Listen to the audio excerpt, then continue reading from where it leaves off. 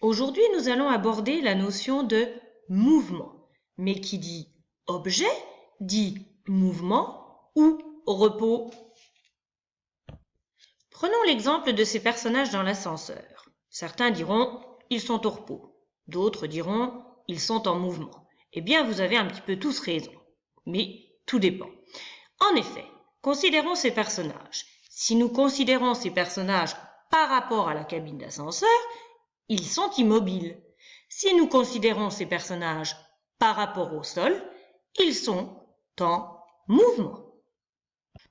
Ainsi, pour dire si un objet est en mouvement ou au repos, il suffira de préciser par rapport à qui ou par rapport à quoi.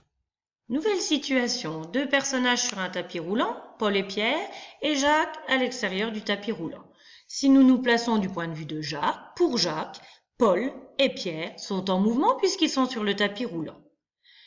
Pour Paul, par contre, Pierre est en mouvement, mais Jacques, lui, est au repos. Ainsi, un même personnage peut être en mouvement ou au repos, tout dépend. Par rapport à qui, quoi. Ainsi, on pourra dire qu'un objet est soit en mouvement, soit au repos. Tout dépend par rapport à qui ou par rapport à quoi. Qui dit mouvement dit aussi trajectoire. Regardons cette première photo, celle du skieur. Nous voyons des traces dans la neige. Ces traces correspondent à la trajectoire, c'est-à-dire l'ensemble des positions par lesquelles est passé le skieur. Deuxième photo, sur l'autoroute, une même trajectoire, on voit ici qu'elle peut être parcourue dans un sens ou dans un autre.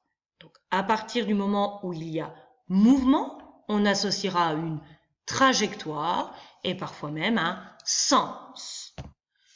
Pour visualiser la trajectoire d'un objet, on utilisera souvent la chronophotographie. C'est une technique qui permet de décomposer le mouvement d'un objet en plusieurs images. Concrètement, il suffit de photographier le mouvement d'un objet à intervalles de temps réguliers.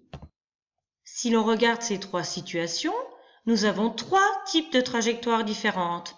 Pour le skieur, nous pouvons voir que la trajectoire décrite fait un arc de cercle. Pour l'oiseau, nous voyons que la trajectoire ici est une droite. Pour la grande route, nous voyons que la trajectoire, cette fois, est un cercle. À savoir que la trajectoire peut être une droite, une courbe ou un cercle. Dans ce cas, le mouvement sera bien particulier. Si la trajectoire est une droite, le mouvement est dit rectiligne.